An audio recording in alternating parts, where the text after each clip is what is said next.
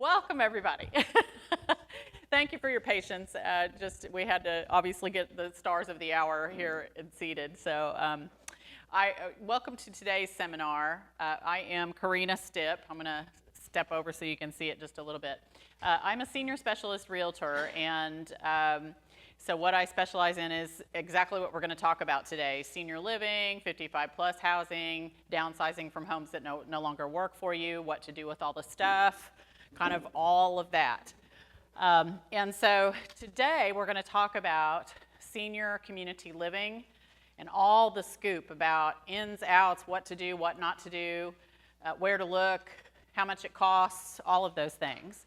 And so our special guests today are Carol and Richard Kingsley. And Carol and Richard were regular seminar attendees from, I think, the very first seminar over 2 years ago that I had here at the Wake Forest Center for Active Aging. I have to think about it every time. And so they have moved into senior independent living this year. And the place that they chose to move to was Brookdale. So we're going to talk about that today. And they moved from here in Wake Forest. And so Carol, if you want to introduce yourselves, you and Richard, and talk a little bit about just like where you lived, and then we're going to get into all the nitty-gritty about where you live now. Okay. So you'll have to hold it pretty close. Obviously, I'm Carol, and this is Richard. We've been married. It'll be 50 years in October. Can you hear me now? Hold it a little bit closer. Is this better? There you go. Perfect. Okay. I have a teacher voice, so I'm surprised you can't hear. At any rate, no longer that. We've been married over 50 years. I cannot say that it was easy and went like clockwork. We had some little glitches. We got through them. And I have to tell you this. You will see me touching Richard in between or him touching my knee because sometimes one or the other of us is talking too long. So it's our reminder to tell each other, cut. And Karena gave us a list of questions she might ask. I did glance over them. I did not study them. I did not plan on what I was going to say because I wanted it to sound spontaneous. So if I hesitate or Richard hesitates, it's not because we didn't know what she was going to ask. I wanted it to be spontaneous.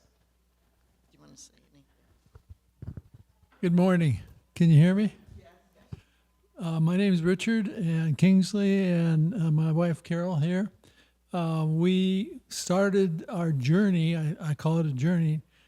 We didn't think of the end of the journey. We just sort of evolved. It evolved. We came to the seminars, and Karena had wonderful seminars for us, including money management, and you could probably list them all. There, we got competition. But she covered a lot of ground, and what I didn't realize was that we were preparing ourselves to make the move. And we may be maybe a year and a half early moving to Brookdale, but it's better to be early than late, believe me. So anyhow, the seminars really helped us to evolve. It was an evolution, not a revolution, as far as our move was concerned. We've heard people where we live saying, in answer to the question, how did you decide to move here, or why did you decide? And a few people will say, well, my son found this place and he said, this is where you're moving. That happened because the son or the daughter decided the parent should not be living alone any longer for whatever reasons, and there are a myriad of reasons.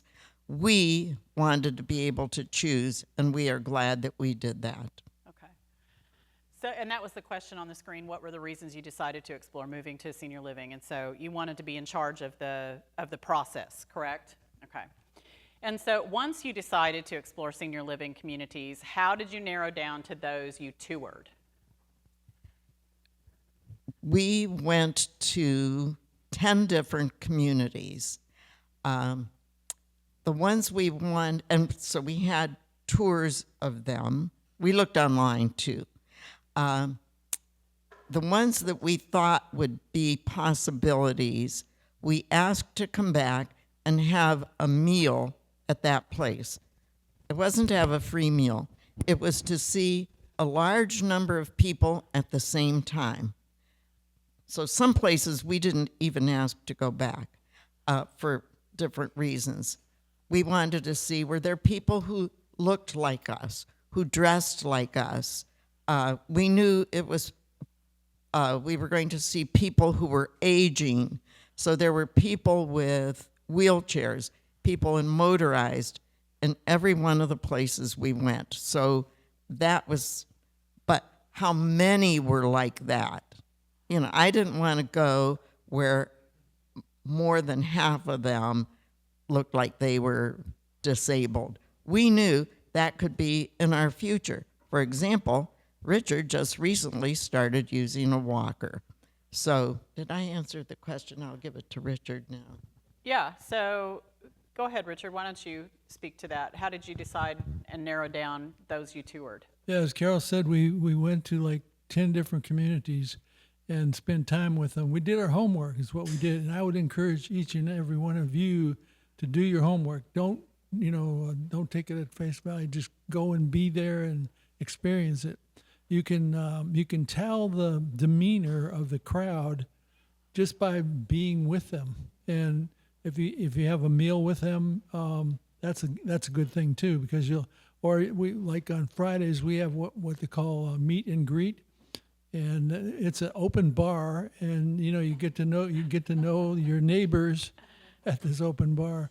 But anyhow, I lost my train of thought, but that happens to me. Anyhow, we did our homework, and we kept really good notes. As a matter of fact, I still have in my dresser all the brochures that we picked up and all the costs and all that. So, and anyhow, we found a home, and it's a community. More than anything else, they become your fellow travelers become your family. It's amazing to me how some residents will take care of other residents, make sure they take their medicine on time, or that, hey, you're supposed to go to physical therapy tomorrow, yada yada. And like this morning at breakfast, we're into water aerobics big time, so we have a pool there, and we just love that. And it's good. I had knee surgery, and it's good for my knee to keep exercising that. And plus, it's just the activity, movement. The movement is medicine, they say. Anyhow, that's. So one of the things that Richard kind of had an inside track to some degree, because you had driven the community van for 2 different communities. Right. So those were 2 that you toured specifically because you were familiar with the staff and the Exactly. property. Yeah, I worked for Brookdale. Well, actually, it was called the Heritage then. That was in about 14 years ago. And then I worked for Atria Oak Ridge, which is on Durant Road in Falls and News. But I learned enough about the business to be dangerous. You saw a lot of situations. So part of the reason why was the 2 communities. Let me let this pass. So the 2 communities that you were on your list of 10 were because you'd worked there before. How did you narrow down to the other 8?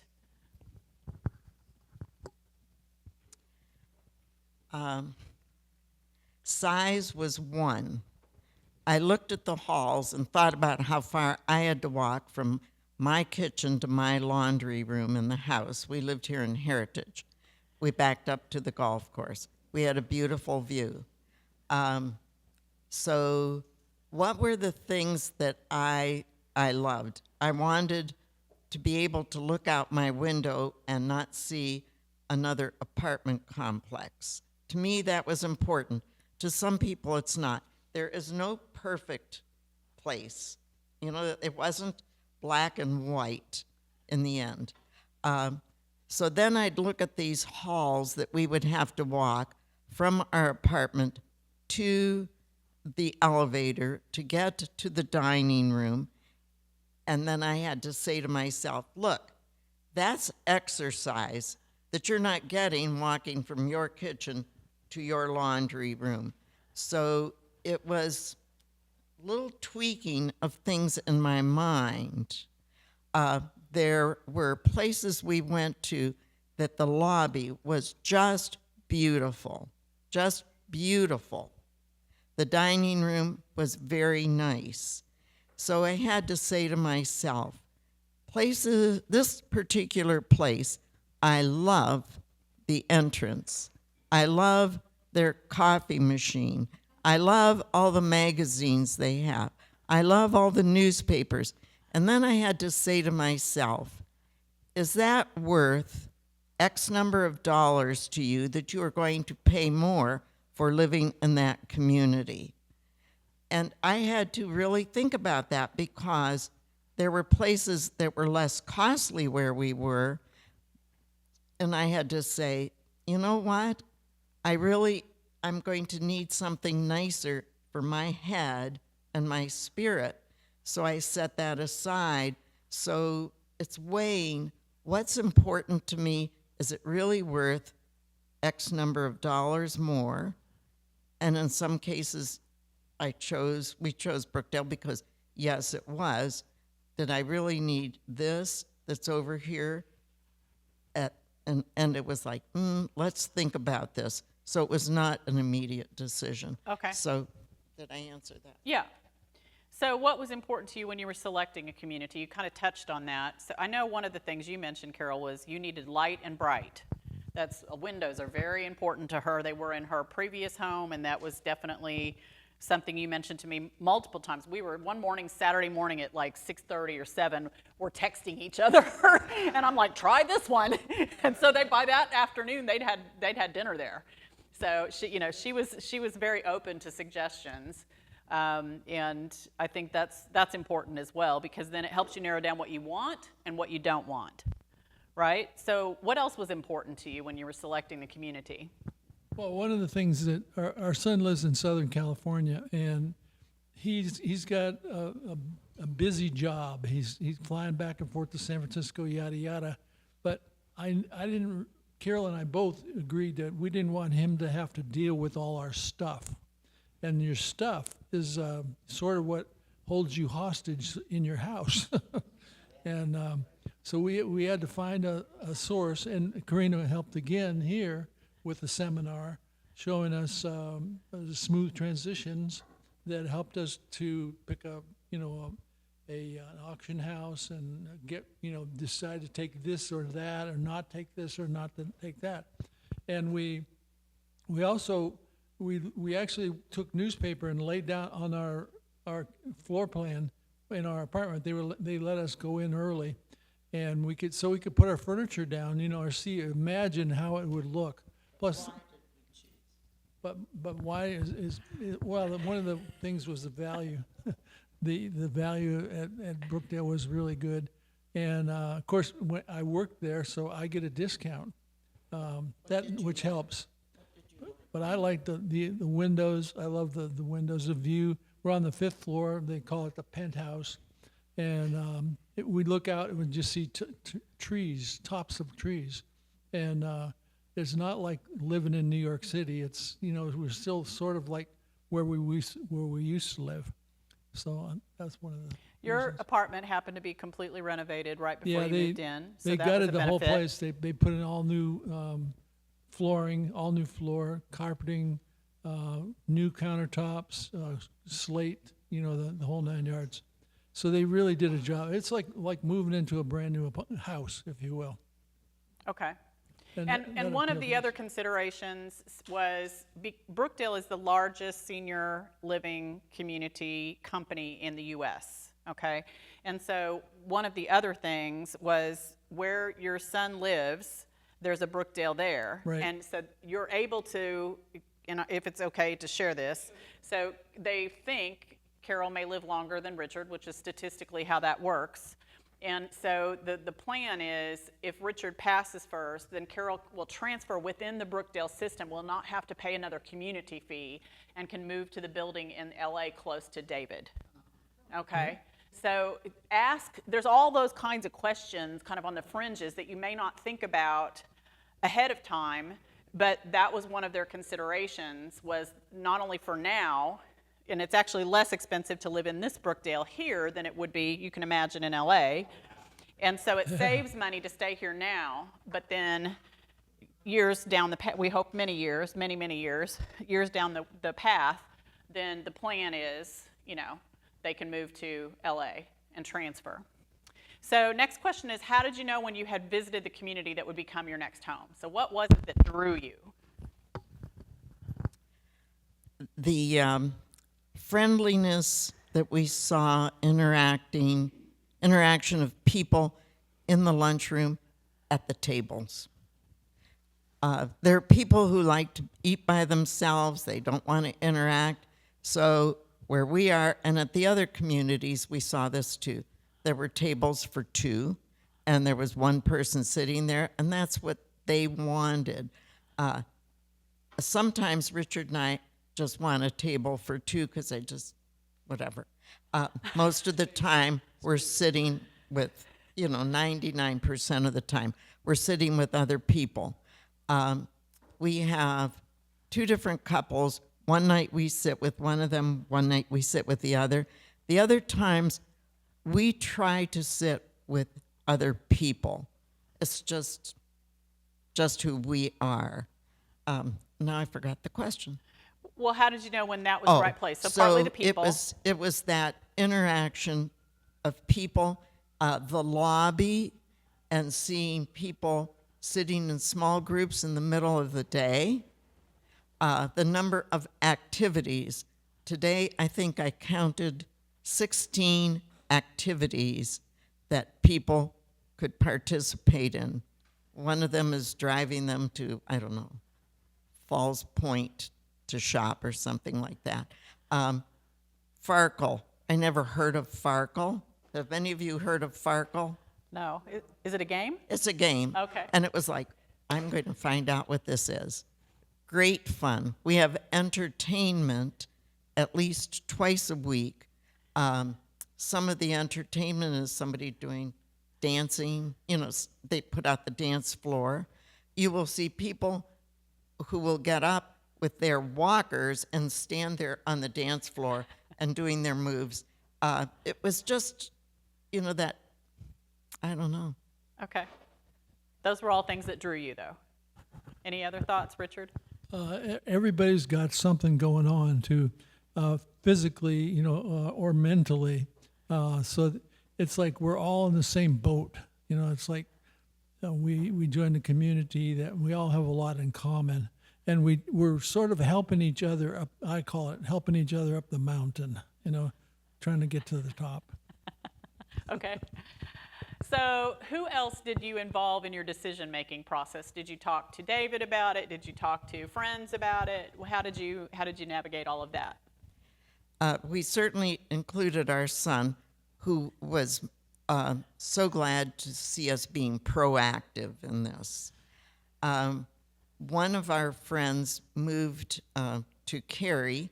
It was a new community. It was during COVID. It was Templeton.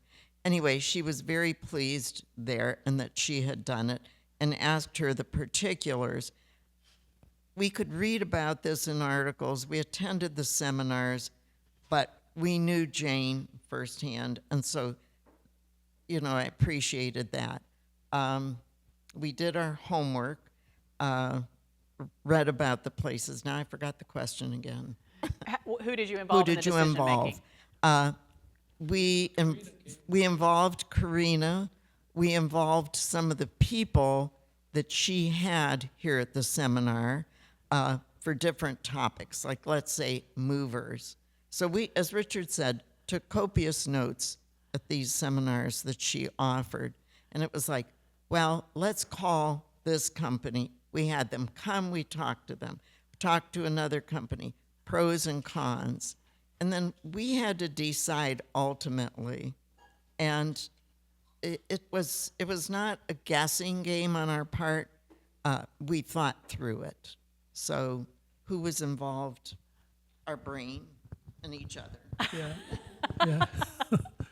Yeah, Karena was a wealth of information. She's got a lot of experience in senior living. I would invite her, if I were one of you people, to come with her if she can, to help you, walk through what's available out there. But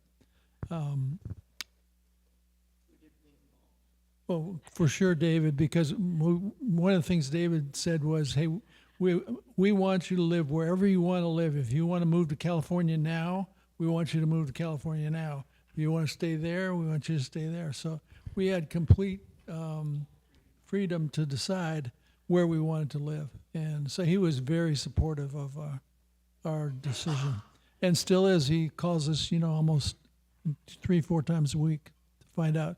And we get videos of the grandkids every day. Nice. It's like we got tons of videos. But anyhow, that's all I want to say there for that. So, unfortunately, I had another lady who was going to be here today to speak about her experience, and she lives in a different community. And when I talked to her Monday, I called her to check in and just make sure she was okay for the seminar, and she was ill. So I went running over I said, you're not drinking enough, you need electrolytes. And so, that's, I took food and drink, and so she was a little better yesterday, but she was trying to get into the doctor today.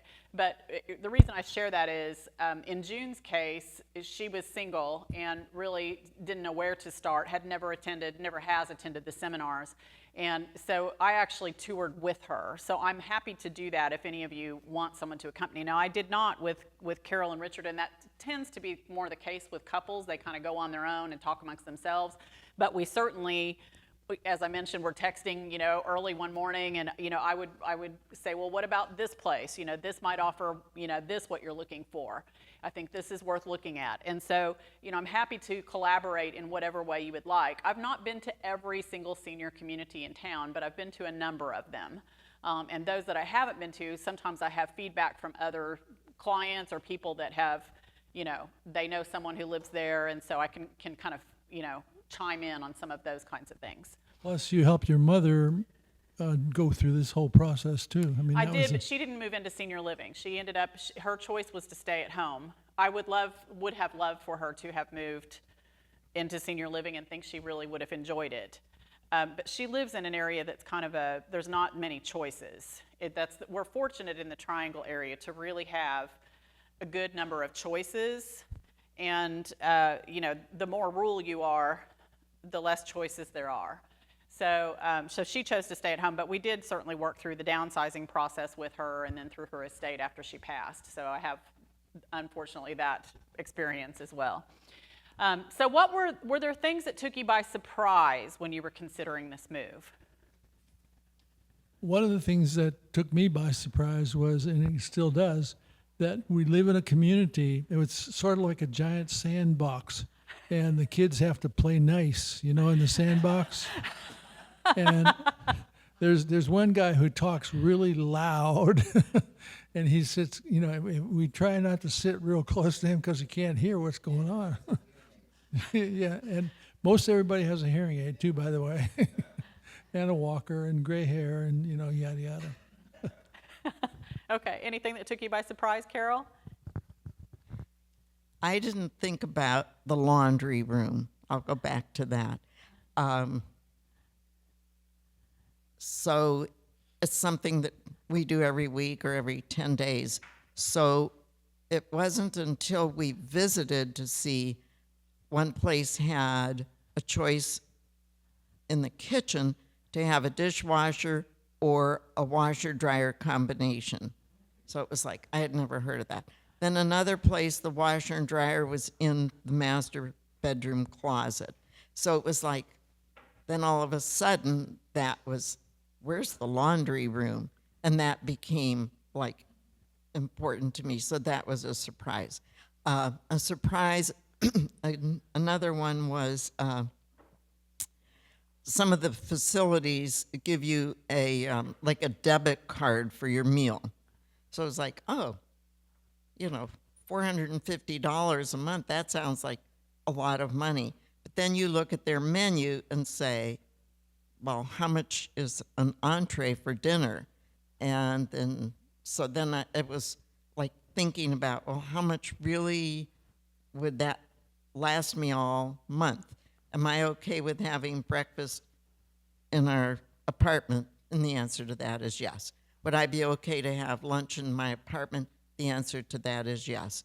All right, so that $400 or $500 debit card sounds like a lot, but I have two friends who are in communities where they have that, and one of them said, how often, to me, at Brookdale, how often do you cook in your apartment? And I said, never. He was not feeling well, and so what did I do? I opened up a carton of soup that we had from Trader Joe's in the pantry, and that was his lunch.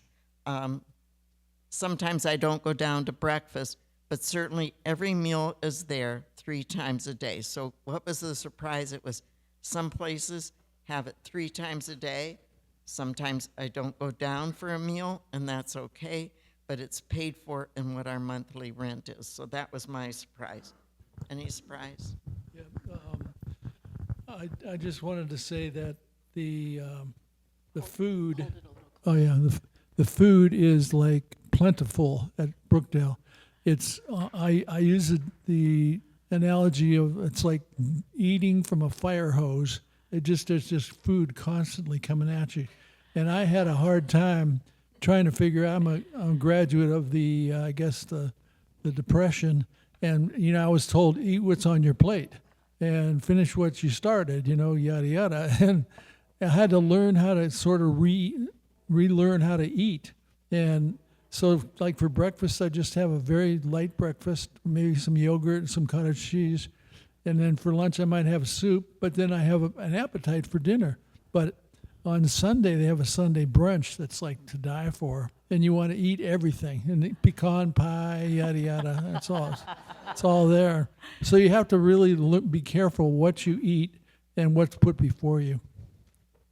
And you go down for breakfast pretty much every morning. I have to take medicine in the morning, so I have to take it on a full stomach. So I eat breakfast every morning. And Carol, you opt to stay in the apartment most of the time and just read your brain games and so forth. Yeah. So, and some of these communities, so when Carol's talking about the debit card or the spend down, so some of them will have a certain amount, 400 for instance, per person. So if there's 2 of you, you'll pay you'll pay the base rate for your apartment or your unit, and then you pay, usually it's around $1,000 for the second person per month.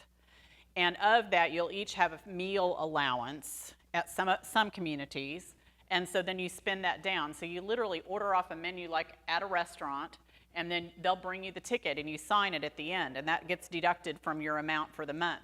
Some communities allow you, if you have not used all of your meal allotment, you can use it towards other services or things. So the Cambridge, for instance, where June lives, if she keeps a close eye on that. She was a banker before, and she very much doesn't want to leave money on the table. And so at the end of the month, if she hasn't quite used all of her $400, she'll go down and get bottles of wine, or you can have your nails done, you can have your hair cut, because they have a salon and services there on site. So what she has learned, and what I've learned from some other clients who've moved there, everybody else plays that game. So you have to have a haircut appointment earlier in the month that you schedule for late in the month, or you're not going to get in and be able to use it on those things because they fill up at the end of the month because everybody else is doing the same thing. So you've kind of figure out the rhythm and how you're going to make that work. Yeah, Joan? I have a question. If you have money left over, can you have a guest use part of your, if you invite a guest to dinner? Absolutely. And same thing, so if you have a guest, I've eaten with Richard and Carol once or twice, and so that then you paid for it, so it gets billed at the end of the month. So there's an actual bill that you pay over and above. Or if you use more than your $400 allotment, then you're going to go over and above. So you can have somebody come. You could have a whole table of people come. And they can use your $400? Yes, they certainly can. Yeah.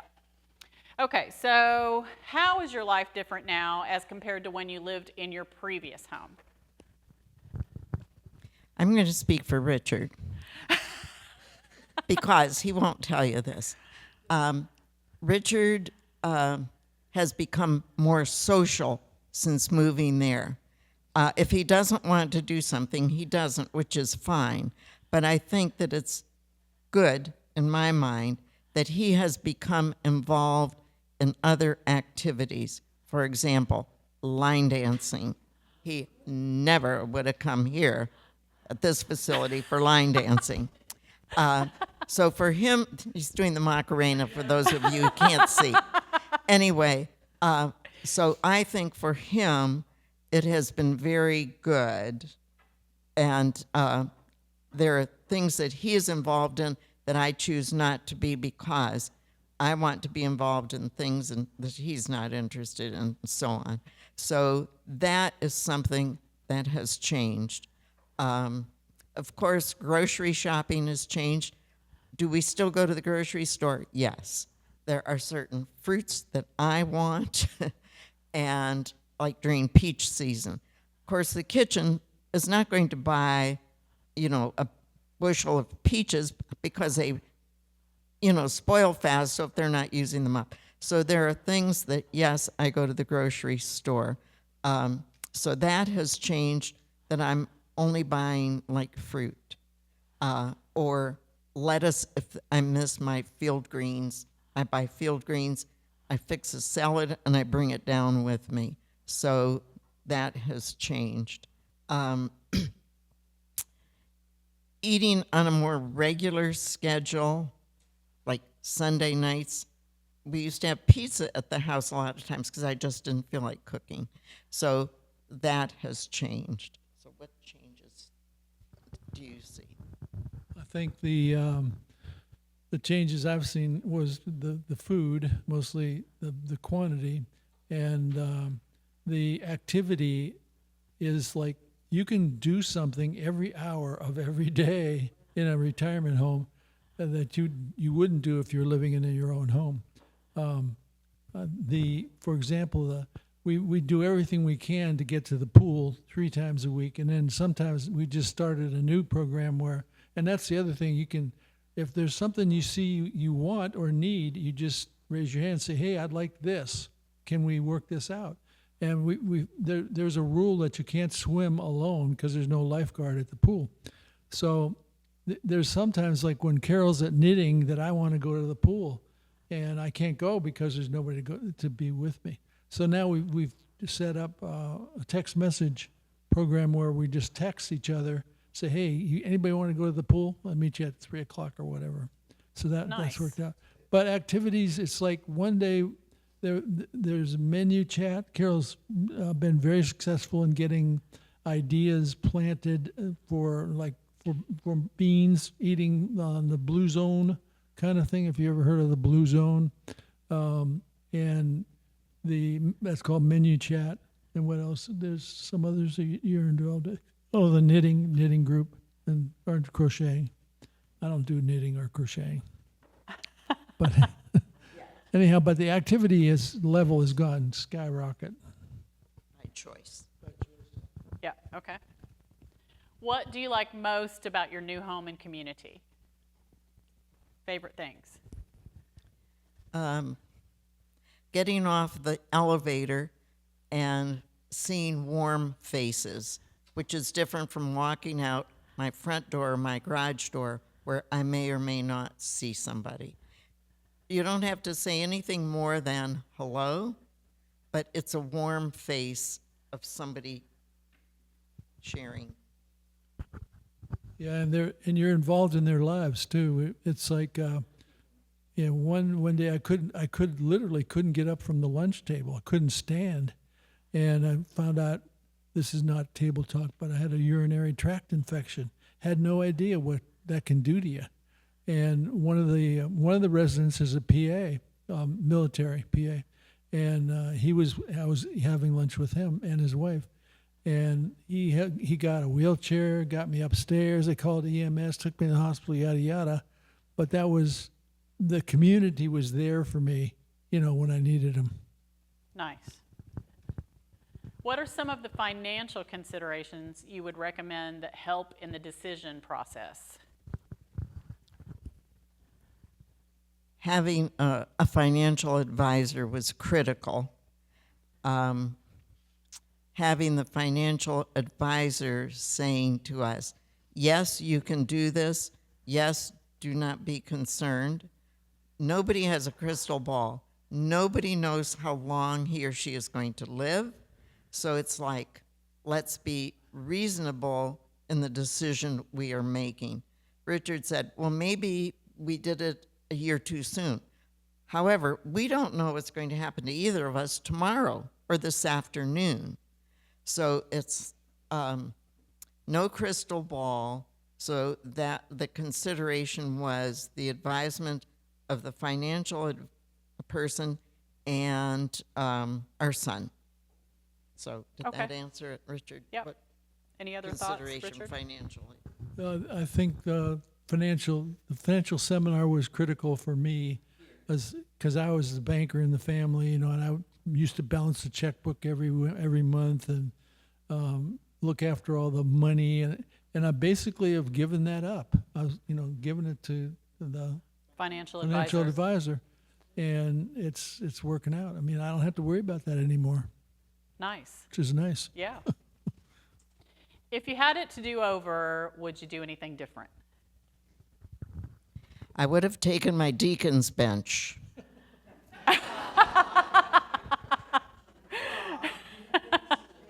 I loved it. Richard did not. Never did. Anyway, it was pretty. And I would have taken that.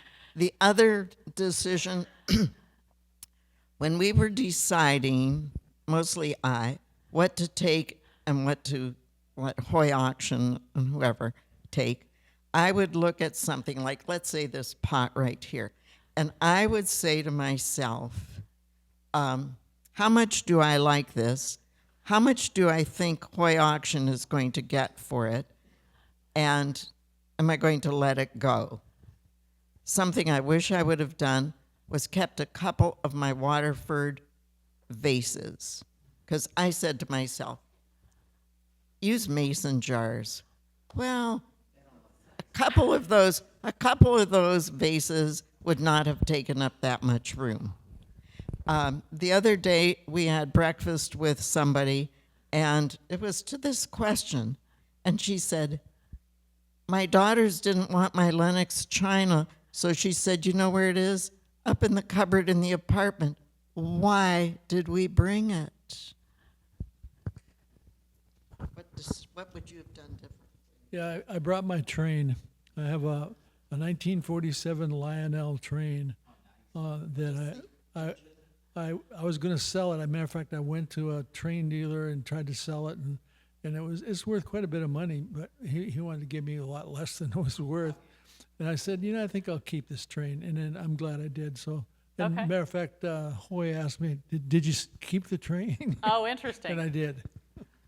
It was the engine in the coal cart, so it takes up that much space.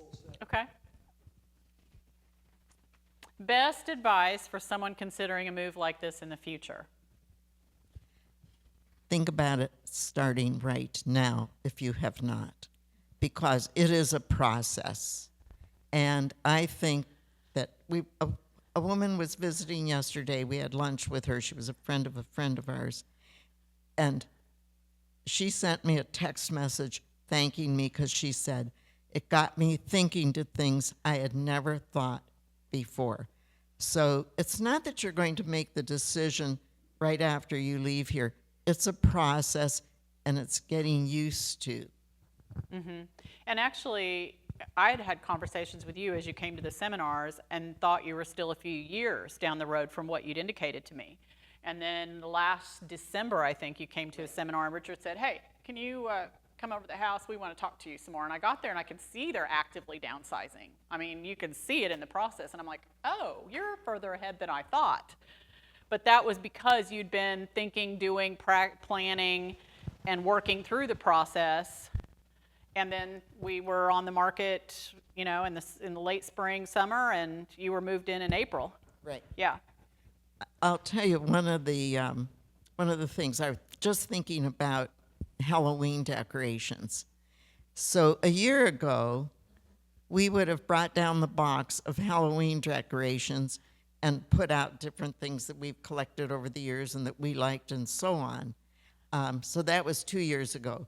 Then last year, and we did this each holiday, what do we really like, and only bring that down. We did the same thing 2 Christmases ago. What do we really like? And there were things that we loved, but we said, when we move, we're not going to be able to take it. So it's thinking now about things like that. I thought that was a really smart move to, work through the holidays and little by little and plan. So that was really a 1.5 year process that you were working through. Richard, anything And else? I would, encourage you to do your homework. Just go to these places, investigate now. Even if you don't think it's going to be a year or 2 from now when you're going to make a move, start now. Start looking, keeping notes, and asking a lot of questions, because there's so many options and so many variables out there. It's hard to sort through everything. And you may find the perfect place, and they have a waiting list. That's true. So if you wait until you're ready and they don't have a place for you, now you have to wait on them. If that's where so it's better to do the homework now, find the place. If they have a waiting list, get on it, or be prepared and know, okay, if I want a 2-bedroom, which the larger the unit you want, the longer the wait list. That's just rule of thumb number 1, okay? So larger you want, it's just going to take longer. So, questions and answers. Who has questions for Richard and Carol? Bob does.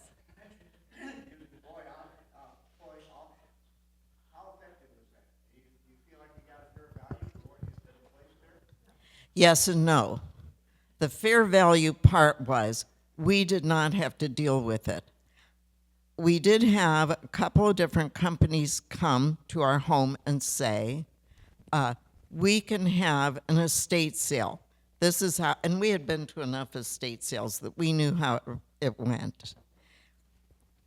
So I'm saying to myself, well, if it's on a rainy day, cuts down on the number of people. If it's really rainy, you're going to have mud tracked in on your carpets. That, they could put the footies on and whatever. We're going to have cars parked on the streets, and they're going to be pulling up on my neighbor's lawn and going into their grass, and then I have to deal with him and his complaining, and, that's being real about it. And so I thought, Hoy Auction is going to take it. So what happens? It depends on who is looking at his stuff, and he has, I think, like 10,000 followers. Do you know? Anyway, he has a lot.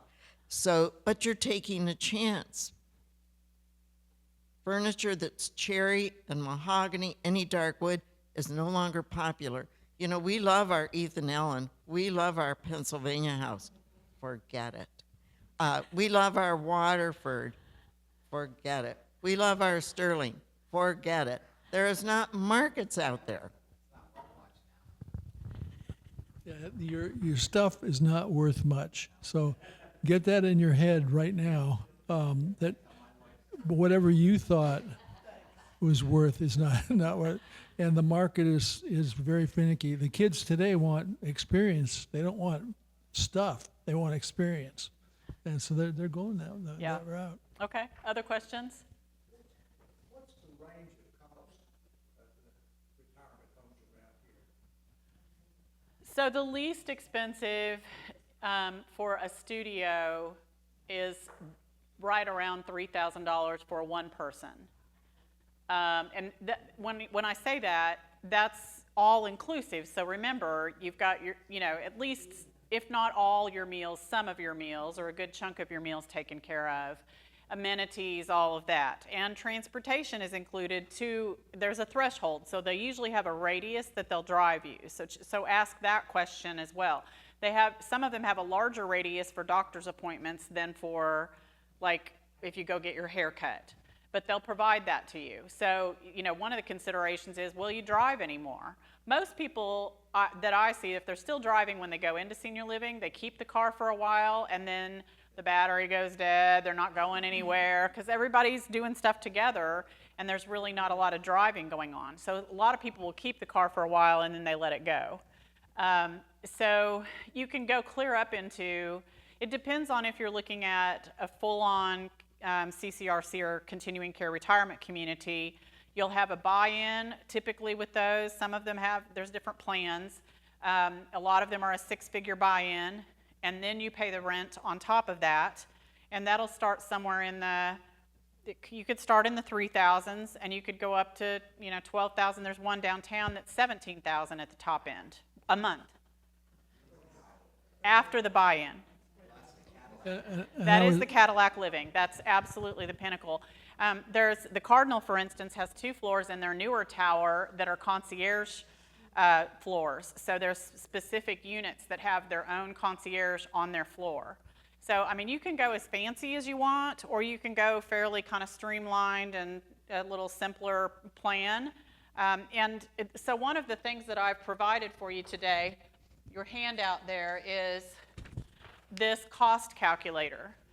So I found for myself, and I find this for clients, a lot of people get sticker shock when they first start shopping. Especially if your house is paid off, it feels like a lot of money going out at one time. And so I would highly recommend that you do the cost calculator, because even if your house is paid off, you still are paying property taxes, homeowners insurance. If someone's doing the lawn, you've got that expense, HOA fees if you're in an HOA. I mean, that all starts to add up. And so when you compare that and add in your groceries and your utilities, because when you're paying for these apartments in senior living, everything's included. Now, sometimes they'll have Wi-Fi they provide, sometimes they'll have a basic cable plan. So you have to ask that question, and then you can tack on a little bit for your own internet connection in your room or in your apartment, or special cable if you want some kind of cable service. Okay, but as a rule of thumb, you're not going to pay a water bill, you're not going to pay electric, gas, all of that like you have been. So make sure you factor that in whenever you're adding it up, and it starts to look like more of a value. So, and you also need to take into consideration: are you living your best life now, or do you feel like you're trapped by your house or your belongings? Because I meet people like that every day who literally say, what am I going to do with this stuff? And they're making the house work for them. So, and by that I mean, I meet lots of people who are living in the footprint of the downstairs in about 3 or 4 rooms, and they may not even have a full bathroom downstairs. So there's the little sink bath thing going on, and they're sleeping in the recliner, and they're not going up the stairs because they know it's dangerous, or it's just too taxing to make that trip. And so if you are doing that, or you know someone doing that, is that your best life? Are you eating well? Are you going out and socializing with people? Lack of social circles, lack of interaction with people is as bad for your health as smoking 15 cigarettes a day. So June is a good example of someone I met. She said to me, I'm not really eating well, and I never go out. And she is, in her new community, she eats regularly because she has friends that she goes and, they're always texting each other and going and doing things together. She's going to the symphony. She bought a pack of tickets that several of them are going together. She's got plans on a regular basis. She's hardly ever in an apartment, honestly. And so it's been very good for her, not only socially, but she's eating better. And I can see that she's stronger. I have another client that lives in a community that, same thing, she was not eating well, really didn't have any friends. And she's a much quieter person. She's not as much of an extrovert, but it's been good for her. I can see that she's stronger since she's moved in there. I saw her a month ago or so. So take all of that into consideration whenever you're looking at this, not just the finances, because there's a cost to staying at home if it's not working for you. And I don't mean a financial cost. I mean a cost to your health, to your mental well-being. So you have to factor all of that in. And I have this as an Excel spreadsheet, so if you don't want to have to do the math manually, let me know on your feedback form that you would like this emailed to you. I'd be happy to do that. Okay? Other questions? Back here, yes. What was the consideration on how you do that in terms of trying to time the sale of your house with the move into a facility? So, go ahead, Carol. Well, Karena, believe it or not, I'm not getting paid to say this, by the way. She was a very big help in doing that because, yes, it is a lot to coordinate. So we used her as our realtor. But something else came to my mind as she was holding up that expense sheet. So the shower was plugged. I didn't have to go out and buy something to unplug it. I put in a request. The guy was there the same day. We have one of these new tech thermostats. It's up high. My bifocals can't see where the AM PM is. I don't like the temperature. Put in a request. Lucas was there yesterday. So there are things like that that if we were in a house, we would have to pay for somebody to come to do those things. Maintenance is included, yes. And even down to changing a light bulb. Yes. I missed the answer on. The answer was to coordinate it. Trying to time the house with the move-in. Right. To coordinate the move to the senior living and the sale of the house. We did that in tandem with Karena. So I think it's best that you move into your new community first and then sell the house. And one of the things that gives you that kind of, there's total control in that way, and it's also safer. So when you move in, if you've used a move management or you've gone and helped with, family and friends have come and whatever system you have in place to get the move done, there's sometimes that regret of, I wish I brought the Waterford vase. And so there's usually a lag time. If you work with a move management company, what they'll do is they'll move you in, and then they have about a week of lag time. And what they call that is you can go back and shop your house. So you get moved in and you realize, oh, I needed the vase. Then go back and get the vase because The it's not deacon's gone bench. yet. The deacon's bench, whatever it may be. It's funny because June, she has lamented about a coffee table. She decided that she moved into an 850 square foot, 1-bedroom apartment that she loves. And she feels very comfortable there. But when I saw her yesterday, or day before, whenever, Monday when I went, she had a new coffee table. And I said, so what's going on with this? Well, I wish I would have kept that marble-topped one, and which she's talked about a lot. And so she'd gone on an auction, and she bought another coffee table. And she said, I'm happier with the coffee table. I just decided I needed it. And I said, it feels fine in here with the coffee table. Yeah, I know.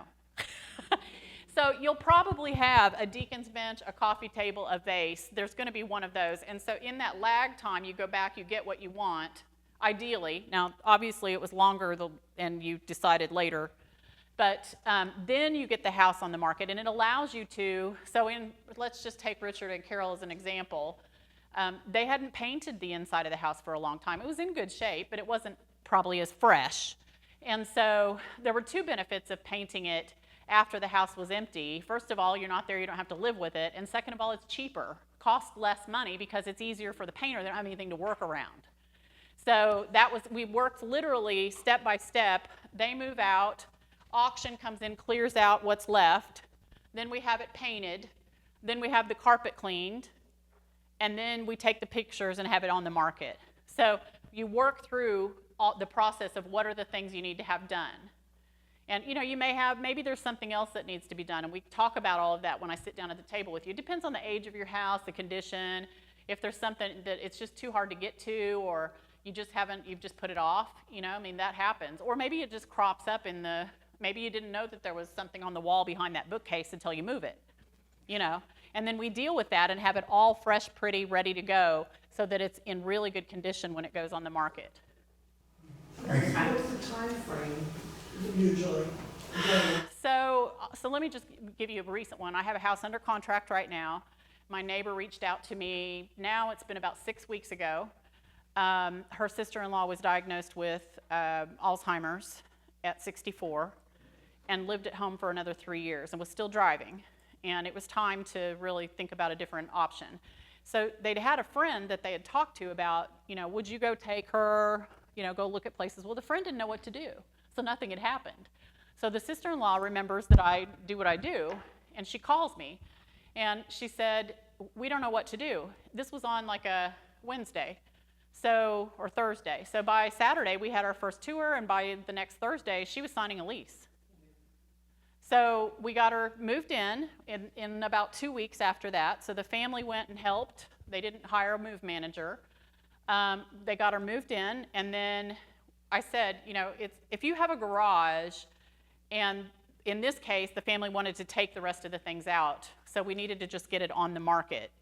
And so what we did was we moved any of the leftover things into the garage so that the family could deal with those later. You can always stack stuff in your garage. Nobody cares what the garage looks like.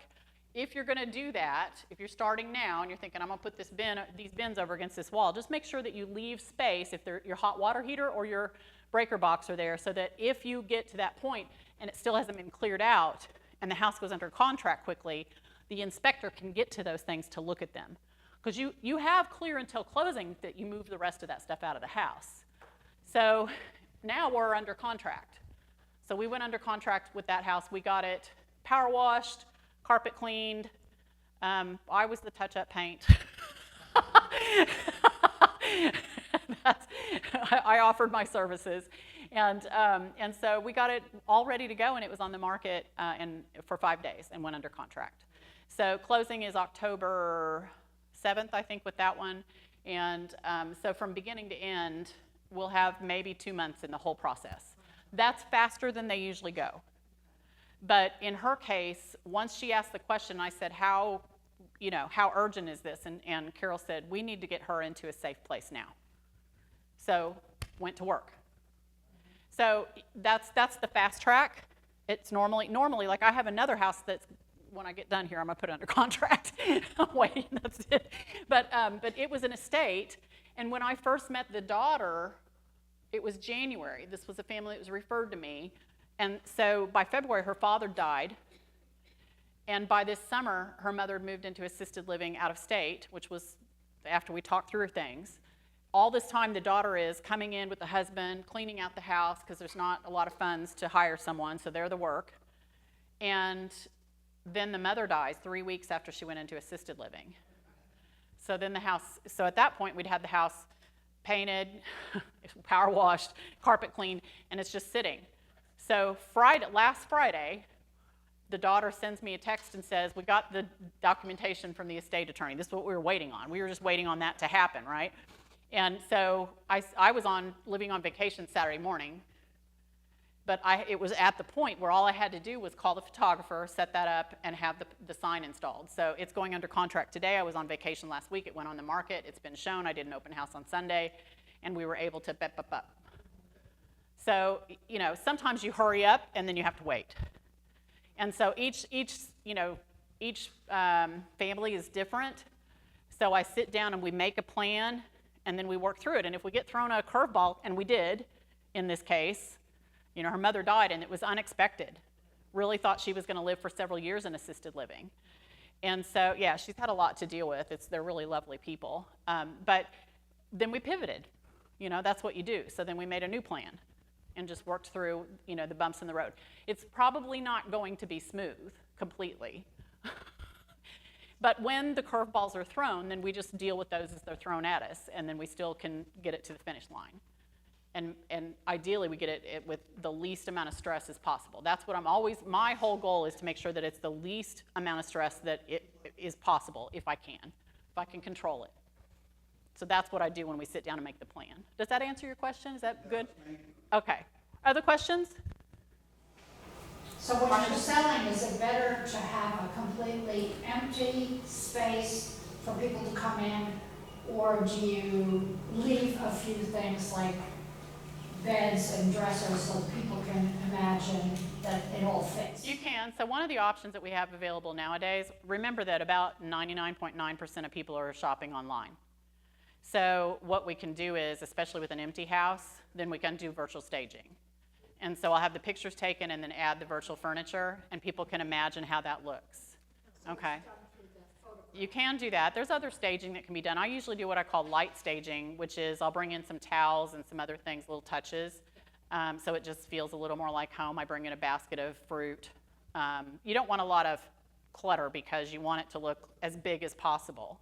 Yeah, so, and there's, that's another thing that it's individualized. Some people have really strong feelings one way or the other about staging or lack of, and, that's something we can talk through. So there's plenty of options.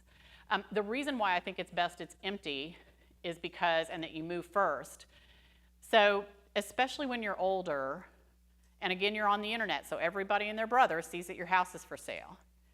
And so if they were to go, let's say that you still lived in your house while it's on the market, they a lot of times they'll come in, they figure out that you're older. Your furniture may be a giveaway. That's, we have to worry about, do you have medicine? Is that in the medicine cabinet? Because I have to have a whole talk with you about where's your documents. Make sure that you take, all this has to be out of hand's reach when anyone comes through your house. It's very important for your safety. And to the point that, like sometimes people will leave a garage door open or extra keys. That could be pocketed. So I want all of that. I have a talk with you, a totally different talk if you're still living in the house. But if you're not there, then they can't take advantage of you. They can't, because some people could call you up and try to sell you leaf gutters, and your house is already under contract. I've heard of those stories where the senior's already moved out or not moved out, and the house is on the market, and the house goes under contract, and then they'll get a call, and it's a scammer, and they say, well, you need leaf gutters because it's going to add value to your house. Well, your house is already under contract, so you don't need to add value to your house at this point. And so it takes away those things if your house is empty. So. Empty house. I've been through a sale in New York. My house was staged. I had 50 million people come in my house. I had to take everything off the counters, empty, make everything look nice. It was a nightmare. I mean, it's, there's things that you do if you're still living in the house, and we talk through those things if I have someone who's still living there. It is, I think, more work because then you're still living there, so you've got to make sure the counters are cleaned off, the bed is made, all of those kinds of things. And so at this point in life, for most people, especially if they're moving into senior living, depending on where you're moving to, whether it's a CCRC, which has the buy-in that's required, some of them will allow you to move in and know that some of the chunk of the money that's going to be the buy-in is from your house. So they'll allow you to move in first and then pay the buy-in. So you can have those conversations. And of course, if you're just going into, for instance, independent living or assisted living, it's a month by month, or you sign a 1-year lease. And so all you're going to need is enough money to be able to pay like the first month's rent plus a community fee. Sometimes they'll charge that. Sometimes there's deals. Always ask if they are running any specials, by the way. If you're going in there and you're looking at independent living, or usually CCRCs do not have specials, but if you ask independent living especially, ask if there's any specials for the month or for a specific floor plan. That may make you like it better, believe me. Everything is negotiable. Everything's negotiable. It's sales. Yeah, Gary? I was gonna ask about, as they were going around, how many of the places that they went to had waiting lists kind of thing, or was it? There were waiting lists, yes, for specific apartments. So there was one place that had, that was I was attracted to. They had a wait list for it. So that's really a game that nobody can tell, what cards you're being dealt and, how it's going to play itself out. So yes, some places, but you could go 3 months from now and that same apartment, they have 3 of them like it. Okay. Other questions? Yeah, Fran. Are these places basically assisted living or are some independent living? You're on your own, like all they do is prepare meals. Where we are is independent. There are people there who contract with individuals to be with them 24/7. Their thinking is it's cheaper for them to do that, like at Brookdale, and there are other places like Brookdale that are independent, for them to contract for somebody to come and be with them 24/7. There are some people in our place that have somebody come to get them up in the morning, fix them the breakfast that they want, and come back at night to make sure they're in bed and they don't need help during the day. So even though we're independent, you can contract with people who can give you what you need. All independent places have that kind of policy that you can contract and get any help you need? Generally, yes. Some do a better job of what I call leaning into the assisted living space than others. So there's going to be, some of them, as a rule of thumb, most of them, not all, will have an in-house care companion company that can come do some of the things Carol's talking about. And what they'll refer to those, if they do like a 15-minute drop-in in the morning to help you get dressed and in your, let's say you're in a wheelchair or you need help with medicine, they call those the drive-bys. And if you were living at your house at 123 Main Street, you would have to pay for a 2 to 4 hour minimum per day, and often 4 days at least a week, regardless of whether you needed that time or not.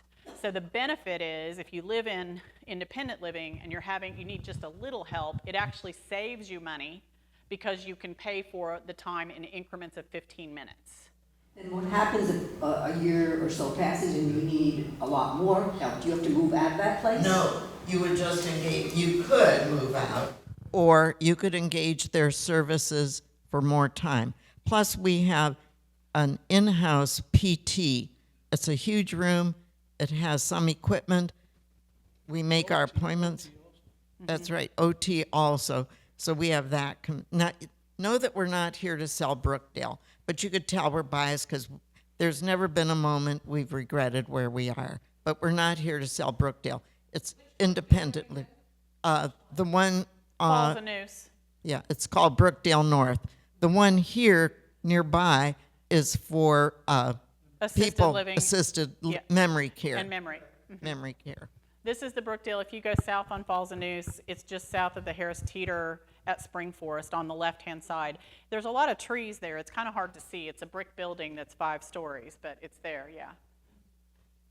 Yes, Bob? What was the is that Brookdale have a buy-in, like, No. And so you have to ask the question, when you go to independent living or assisted, is there a lease that they're requiring? Or do they have a special deal if they have a lease? So the Cambridge, you can sign a lease with them, and then you lock in your price for a whole year. Some of them are month to month. Are you on a month to month? So literally, you just give them 30 days notice. And honestly and truly, I think most of the places would work with you, even if you're in a lease. If you had some kind of medical challenge and you needed to move to another form of care, I don't think they're going to hold you to it, but you would have to ask that question just to be sure. Yeah. What is the average increase percent? Yeah, so some will say as low as 3%. I've heard as high as 7%. Sometimes, so gauge part of that by, is the building full when you're moving in or relatively full? If it's pretty new, they run a lot of specials to try to get people in the door and move there. So one here in town that's 3 years old had a kind of a pretty good rate hike this past year, and some of the residents chose to move out based on the rate hike. But I would say probably in the 5% range would be pretty much average.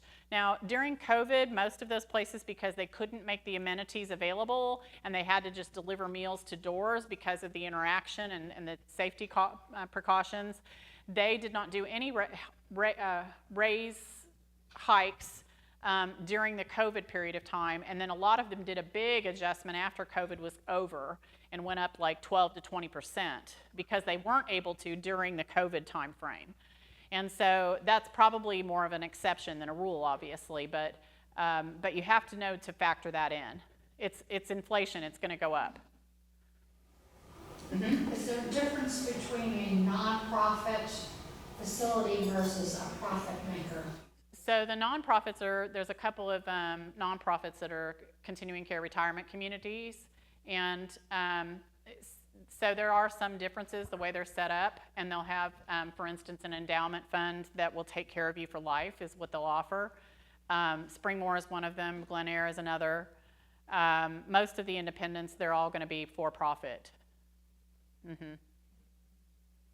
Yeah. Just to relate an experience I heard, I have a cousin who's now 98 years old, and she is in a religious-oriented continuing care facility, and she was promised that don't worry if you run out of money, don't worry, we have a fund. Well, now that she's 98 years old, I don't know what the deal is, but things changed because originally it used to be that way where you didn't have to worry. And now they're telling her, well, you're gonna be running out of money.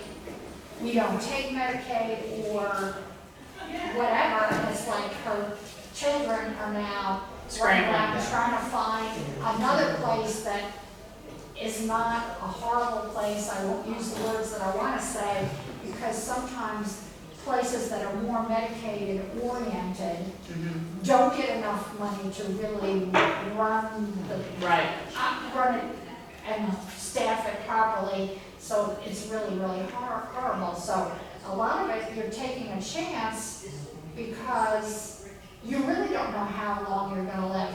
And when I saw her, she's in New York, I said, when I visited you last year, I didn't think I was going to see you again, because she's 98. Yes, yeah. But she's still walking around with a walker. Yeah. Well, and that's where, I mean, as much as possible, you want to do your due diligence, ask a lot of questions, take a look at their financials. They're going to take a look at your financials. So if you're going into a continuing care retirement community where they're promising to care for you for life, they're going to do both a health and a financial check of you, and they will either allow you in or not. So know that there's going to be some criteria that you have to cross that threshold and be okay for them to allow you to come in. And then if you do, I would ask for their financials and see, what do you look like? How are things going? Springmore is one that they have, last I knew, they had 6 people that were still living, they've outlived their money and they're on their endowment fund. So ask that question specifically. Do you have anyone who has outlived their money? And are they living on your endowment fund? Also, I think CBS Sunday Morning had a little clip. Was it this last or the week before? The mother of the guy who, is the CBS consultant. Well, this one in particular, they had all these women around the table because they've outlived. And they were promised that, I have to get my thoughts straight here, they were promised that, I guess the rent wasn't going to, I can't remember what they were promised. But anyway, the facility was sold to another corporation. Okay. And that corporation was not obligated to fulfill the promises of the previous owner. And so, I guess it had something to do with how much money you put in, whether or not you got money back. Right. That's what that was. Yeah. Did you see that? No, but I know facilities that do that. Yeah, there's some communities, if you go to a buy-in community, they have different packages or plans. So in some cases, you buy in and you don't ever get that money back, and that's the lower buy-in. And then if there's a higher buy-in, you can get 90 to 100%. If you don't outlive that, then that goes to your heirs. So you can negotiate all of that or ask what kind of packages they have. But in this particular article, which was CBS Sunday Morning, I guess you could look it up online. The new company wasn't keeping the promises of the old company. And then these women are saying, well, we're moving out of here, we're moving out of here. Yeah, and it's happened some. I know of one in Kansas. There's a realtor like me who does seminars, and she had a number of people who were scrambling that had been in a community that suddenly closed its doors. And so it does happen occasionally. It's not, I don't think it's a huge concern. I would just ask all the right questions. And I don't know of any around here that are insolvent or having, financial issues. So you should be able to go in with relatively good reassurance that the promises are kept. Yeah, Bob. Richard? Yeah, some facilities will guarantee, that you can live there for free. But like you say, they can be sold, they can change. The matrix that they show you when you go to visit these places is very complicated. You almost have to be a CPA to figure out, if I give you $600,000, will you do this for me, yada, yada. It's like complicated, so be careful. It's the one thing to keep in mind is, if you're considering, I always call it the fork in the road, if you're considering either a CCRC versus independent living, and then if you have to transfer somewhere. The thing about it is some independent living communities do such a good job of leaning into an assisted living space that honestly you could stay in independent for a good long time. And so one of my clients that has cognitive decline, the first question I asked the family was, is she wandering? And she was not. And so if she wandered, then that would be a whole other thing, because she would be she would be endangering herself. And so because she's not, she's allowed to go into independent living. Well, it saves a ton of money, because you're going to get into, memory care is going to cost you at a bare minimum probably $7,000 a month for a semi-private room, and really $9,000 to $11,000 is more the average in the Triangle area per month. So that money it's almost like setting it on fire, it goes so fast.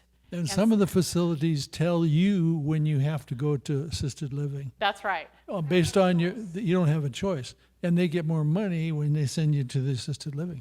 So If they have all of that under one roof, so to Richard's point, then there's even more reason for them to come in and evaluate you and say, you'll need to move to our assisted living. Well, then it's going to be a lot more money and you get a lot less space.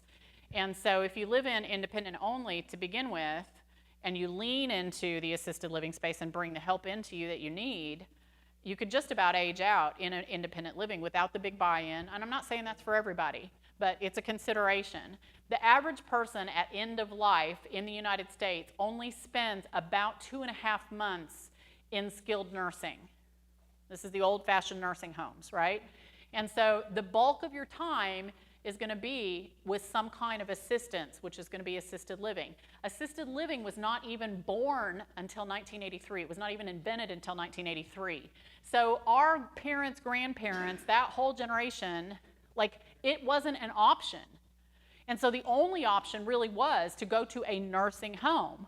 And that's why people think, well, I don't want to be in one of those places. I'll languish there.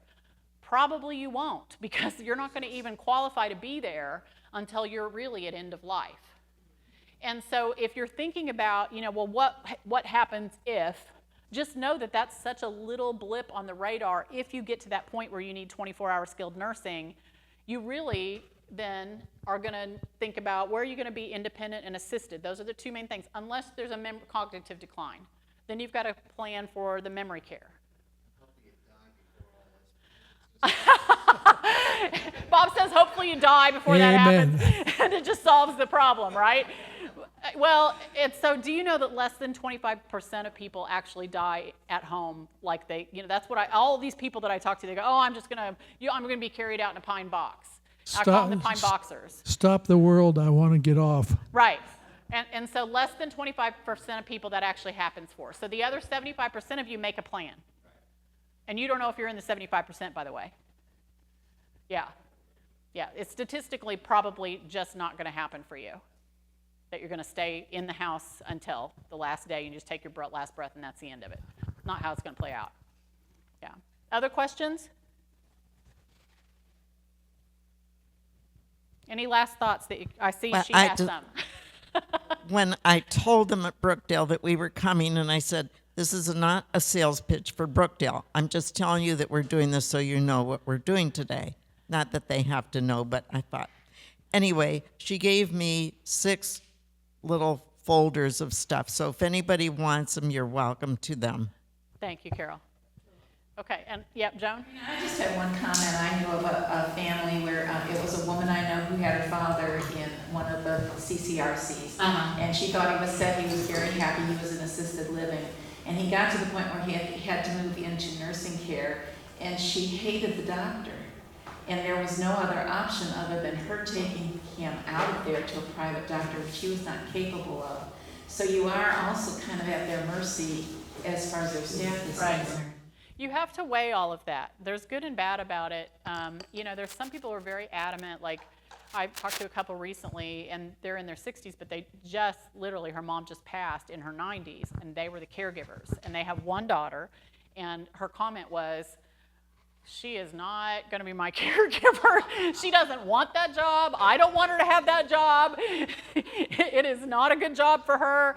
And so she was adamant, like she wants a CCRC because she saw and felt and lived it, all of the care that went into taking care of her mother, who was adamant she wanted to stay with them until the end, and did. And so everyone's journey is very personal, and part of that is based upon what is your previous experience with your family? Were you a caregiver? By and large, the people I see planning and the ones who want to live in some kind of senior community are the ones who had to give care for their loved ones, and they don't want that for their own kids. That's by and large what I see. You know, I will not burden my children with this. I've already been down that road. So, other questions or comments? Let's give Carol and Richard a big round of applause. Thank you so much. Oh, let me see. Here we go. I've got a little gift for you so y'all can go out to lunch. Thank you so much. I love you guys. I love We you so love much. you too. Thank you. We couldn't have done it without her, I'll tell you that. So last thoughts. Downsizers Club is next week. See if it's going to go. So you have the Downsizers Club flyer here on your place. You can watch replays of the seminars at my website. Did anyone bring a friend today who's never attended? Fran brought a friend? Fran's been. You brought someone. Okay, so we have a new program. If you bring a friend that has never attended, you get a ticket into a drawing for a $100 gift card. I'm going to do that every month. So Ron, who did you bring? Fran brought a friend. Who's your friend, Fran? Wanda, welcome. I'm glad you're here. So has anyone else brought a friend today? So you did? You haven't been before? Okay, so let's do 2 tickets then real quick, and I'll draw. And Richard, would you do the honors and pull a ticket out? Any ticket, one with the glue on it? Yeah, There it is. Do I have one or two? you have one. Okay, this number is 098002. That's you, Fran. Look at you. Your eyes are right. I don't hear a protest from the back of the room either. Congratulations, those are gift cards for you, $100 in gift cards. All of these places, Panera. All I do is bring it there? Yeah, you just take it, it's money, free money. Thank you all for coming, have a great week.